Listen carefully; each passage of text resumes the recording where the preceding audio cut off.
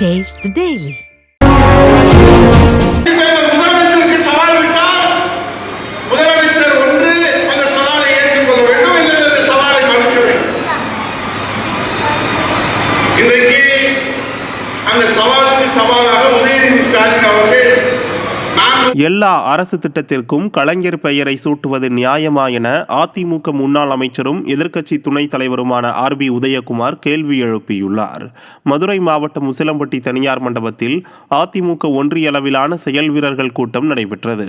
இதில் முன்னாள் அமைச்சரும் எதிர்க்கட்சி துணைத் தலைவருமான RB உதயகுமார் தலைமையேற்று பேசுகையில், முதலமைச்சருக்கு சவால் விட்டால் அந்த சவாலுக்கு உதயநிதி ஸ்டாலின் நான் வருகிறேன் என சொல்வது மக்களிடத்தில் யார் முதல்வர் என்கிற குழப்பத்தை ஏற்படுத்தியது என நகைப்புடன் பேசினார்.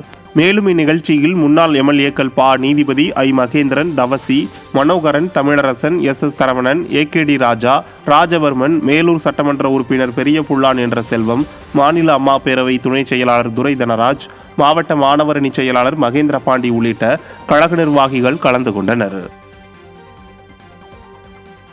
திருவள்ளூர் மாவட்டம் செங்குன்றத்திலிருந்து விச்சூர் சென்ற மாநகர அரசு பேருந்தில் மழைநீர் ஒழுகியதால் பயணிகள் அவதியடைந்தனர். செங்குன்றம் விச்சூர் இடையே செல்லும் மாநகர அரசு பேருந்து செவ்வாயன்று காலை பயணிகளுடன் சென்றபோது மழை பெய்தது. அப்போது பேருந்து உள்ளே தண்ணீர் ஒழுகி பயணிகள் இருக்கையில் அமர முடியாமல் நின்று கொண்டே செல்லும் அவலம் ஏற்பட்டது. இதனை கண்ட பொதுமக்கள், ஸ்டாலின் ஆட்சியில் நல்ல பேருந்துகளை இயக்குவதும் இல்லை, இருக்கின்ற பேருந்துகளை பழுது பார்ப்பதும் இல்லை, இதனால் பேருந்தில் சென்றால் கூட குடையோடுதான் செல்ல வேண்டும் என வேதனை தெரிவிக்கின்றனர்.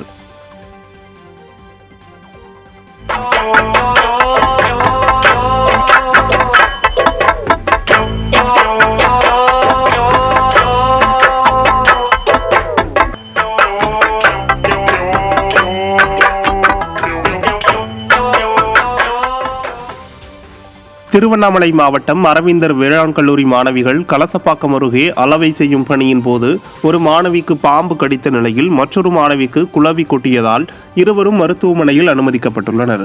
சங்கரி என்ற மாணவி வாய்விடாந்தாங்கல் கிராமத்தில் வரப்பில் இறங்கி சர்வே செய்யும் போது பாம்பு கடித்த நிலையில் நம்மியந்தல் கிராமத்தில் குரு ராமலட்சுமி என்ற மாணவிக்கு குளவி கொட்டி கண் பார்வை குறைந்தது. இருவரும் தற்போது மருத்துவமனையில் அனுமதிக்கப்பட்ட நிலையில் முன்னாள் அமைச்சரும் சட்டமன்ற எதிர்க்கட்சி துணை செயலாளருமான அக்ரி SS. கிருஷ்ணமூர்த்தி நேரில் சந்தித்து மாணவிகளுக்கு ஆறுதல் கூறினார். தமிழகத்தில் வேளாண் திட்டங்களை வகுப்பதற்காக கல்லூரி மாணவர்களை ஈடுபடுத்தக்கூடாது என அதிமுக பொதுச் செயலாளர் எடப்பாடி K. பழனிசாமி வலியுறுத்திய நிலையில் திமுக அரசின் அலட்சியத்தால் 2 மாணவிகளின் உயிருக்கே ஆபத்து ஏற்பட்டுள்ளதாக பொதுமக்கள் குற்றம் சாட்டுகின்றனர்.